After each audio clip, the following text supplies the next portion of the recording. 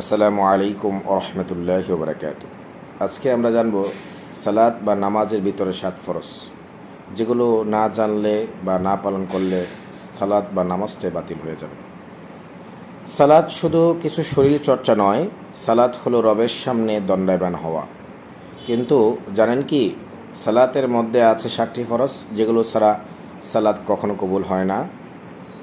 1 নম্বর ফরজ তাকবীরে তাহরিমা। আল্লাহ নবী সাল্লাল্লাহু আলাইহি ওয়াসাল্লাম, আল্লাহ নবী কারীম সাল্লাল্লাহু আলাইহি ওয়াসাল্লাম তিনি বলেন, তাহরিমু আত-তাকবীর ওয়া তাহলিলুহা আত-তাসলিম। আবু দাউদের 61 নম্বর হাদিস।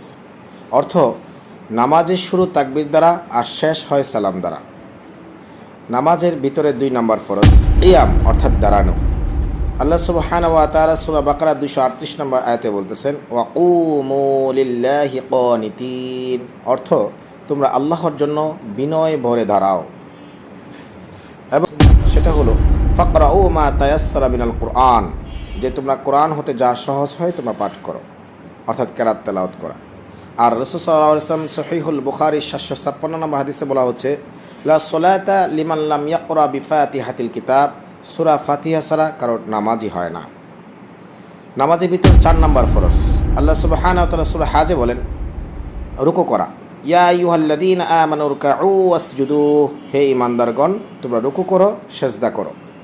রাসূল সাল্লাল্লাহু আলাইহি ওয়াসাল্লাম বুখারী 757 নম্বর হাদিসে বলেন, সুম্মা ইরকা হাত্তা তাতমাইন্না রাকিয়ান, অর্থাৎ রুকু করো যতক্ষণ না স্থির হও। সালাতের ভিতরে 5 নম্বর ফরজ সিজদা করা 2টি। আল্লাহ সুবহানাহু ওয়া তাআলা সূরা হাজে বলেন, ওয়াসজুদু, তোমরা সিজদা করো।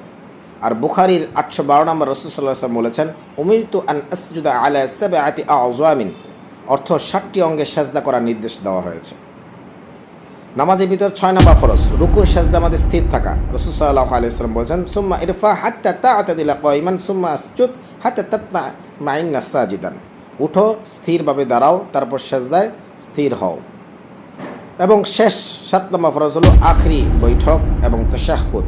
কানা নবী সাল্লাল্লাহু আলাইহি ওয়াসাল্লাম ইউআল্লিমুনা তাশাহুদ কামা ইউআল্লিমুনা সূরাতু মিনাল কুরআন। মুসলিমের 403 নম্বর হাদিস। নবী কারীম সাল্লাল্লাহু আলাইহি ওয়াসাল্লাম তাশাহুদ শিক্ষা দিতেন কোরআনের মতো গুরুত্ব দিয়ে। এই 7টি ফরজ ইবাদতের মূল স্তম্ভ, একটিও ছুটে গেলে আপনার নামাজ বাতিল হয়ে যাবে। আসুন ইলমের আলোয় সালাতকে বিশুদ্ধ করি এবং আল্লাহ সুবহানাহু ওয়া তাআলার বিধিবিধানগুলো মেনে চলি এবং সালাতের ব্যাপারে খুব গুরুত্ব দেই। আল্লাহ সুবহানাহু ওয়া তাআলা আমাদের উপর আমল করার তৌফিক দান করুক। আমিন।